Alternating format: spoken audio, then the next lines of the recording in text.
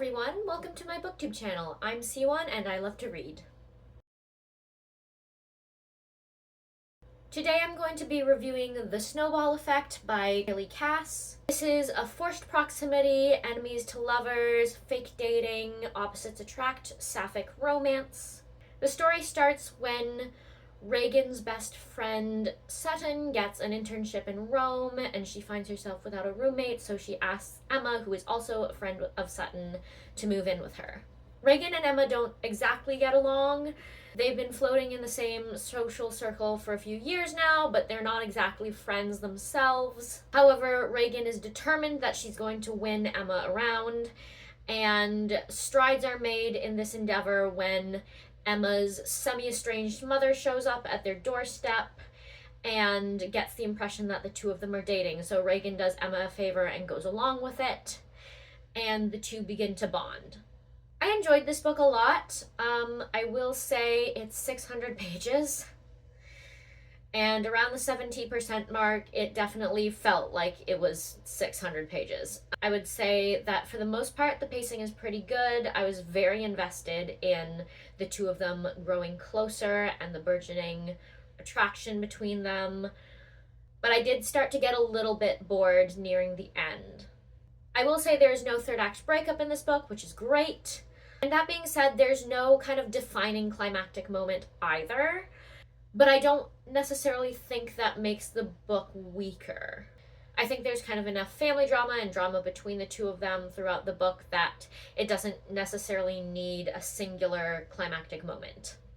As for the characters, I really liked Emma and Reagan. They start as kind of like feeling a little one note. Like Emma is very, I'll say straight-laced. She's very punctual, organized, all of that.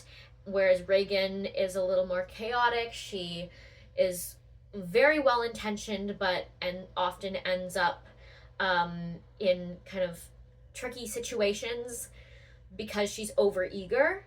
So at first I was reading it and I was like, oh, so this is kind of like all there is to the characters. It seems kind of surfacey, but as you read, they really come to life. Complicated family dynamics are one theme throughout this book. Both Emma and Reagan have kind of complicated relationships with their family. Emma grew up with her grandmother because her mother was always off doing goodness knows what. She was a teen mother and she wasn't exactly, reliable.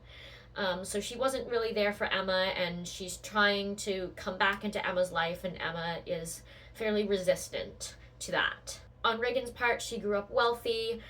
She was always the problem child. Her parents very much disapproved of her and everything she did, whereas her sister Audrey was the golden child, and the two of them have never gotten along.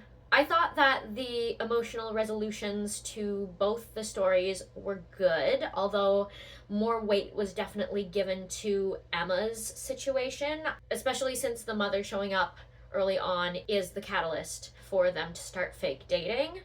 Emma's family was much more involved in the story, whereas I felt like Reagan's situation, while the sister was kind of peppered in throughout, it didn't quite impact the plot line the same way. That being said, there was like a really nice reconciliation between Reagan and her sister near the end, which I thought worked quite nicely.